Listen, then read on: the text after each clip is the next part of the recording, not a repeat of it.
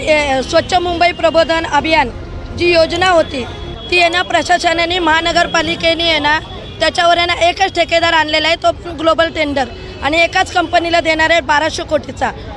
मुंबई महानगरपालिकेचं जे आम्हाला SMP जे बजेट होतं ते एका वर्षाचं 75 कोटीचं होतं, पण 4 पट वाढवून आहे ना 350 कोटीचं केलं, आणि त्याला आहे ना आमच्याकडे महानगरपालिकेला 6-6 महिन्याला SMP टेंडर काढलं जायचं, पण त्याला लागोपाठ 4 वर्षाचं दिलेलं आहे, कंटिन्यू 1200 कोटीचं काम त्यांना दिलेलं आहे, आणि त्यांच्या विरोधात आम्ही आलेलो आहे। त्यांना त्यांच्या जे प्रशासनाने जे मनमानी कारभार केलेला आहे त्याच्या विरोधात आम्ही हे आंदोलन काढलेलं आहे, आणि त्याचा निषेध नोंदवण्यासाठी आम्ही आलेलो आहे। कधीपर्यंत हे आंदोलन चालू नाही, आता आम्हाला आहे ना वॉर्ड ऑफिसरकडून काही कल्पना येईल, जोपर्यंत आम्हाला न्याय नाही मिळणार हे असेच आंदोलन आम्ही वॉर्ड लेवलला, आझाद मैदानला, जिथे जिथे भेटेल तिथे रस्त्यावर उतरून आम्ही आंदोलन करणार आहोत। की गेली 2000 पूर्वी दत्तक वस्ती योजना म्हणून ह्या योजना अंमलात आली। ही योजना अंमलात येण्याच्या पूर्वी पण साहेब एक गाढव वस्ती योजना होती, गाढवाच्या पाठीवरती वजन हे करून ते हे करण्याची। त्यावेळेस पूर्वी दत्तक वस्तीच्या माध्यमातून मला 30 करोड रुपये वार्षिक खर्च ह्या महापालिका करायची। तोच खर्च 2014 साली 75 कोटीवर आला।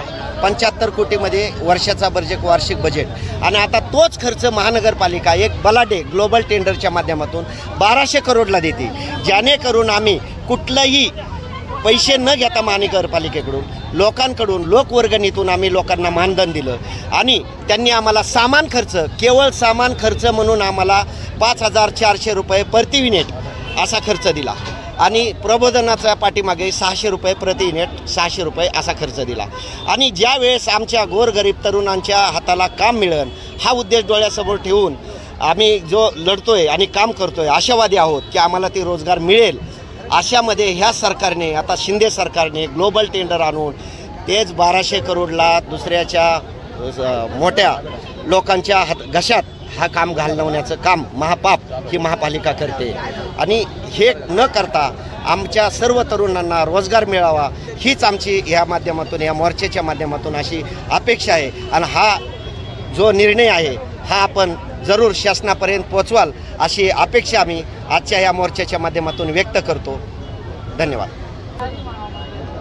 2000 सालापासून महापालिकेने एक उपक्रम राबवला होता प्रायोगिक तत्वावर, की त्याला आपण म्हणतो दत्तक वस्ती योजना, आणि त्या दत्तक वस्ती योजना ही गोरेगावच्या वॉर्डमध्येही राबवली होती लोकसहभागातून। आता लोकसहभागातून ही योजना राबवल्यानंतर लोकसहभागात अत्यंत चांगला प्रतिसाद मिळाला त्या योजनेला, आणि ती योजना संपूर्ण मुंबई शहरावर राबवली।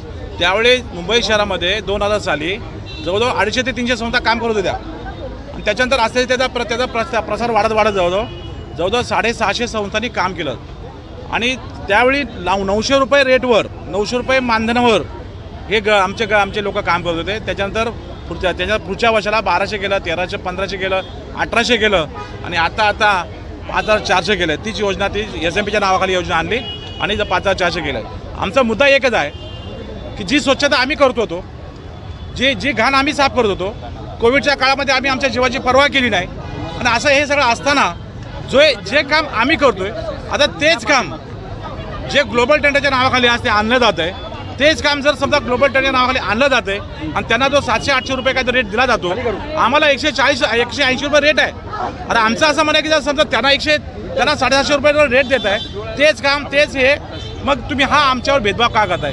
याचा अर्थ असा आहे कुणाला तरी ह्या मुंबई शहरामध्ये जो मराठी माणूस, आज जो गरीब माणूस जो काम करतोय, ह्या मराठी माणसाला देशोधडी लावायचं काम यांनी चाललंय, आणि गुजराती मराठवाड्याला ह्या ठिकाणी आज मोठं करायचं काम चालू आहे। एक माणसाला कॉन्ट्रॅक्ट देऊन तो माणूस अख्ख्या मुंबईमध्ये हे सगळं राबवणार आहे। आमचं असं म्हणणं आहे की जे ग्लोबल टेंडरचा रेट आहे तोच आम्हाला लोकांना द्यावा, आणि ही SMP सेवा आहे, ही स्वच्छ मुंबई प्रबोधन अभियान आहे, हेच चालू ठेवावं।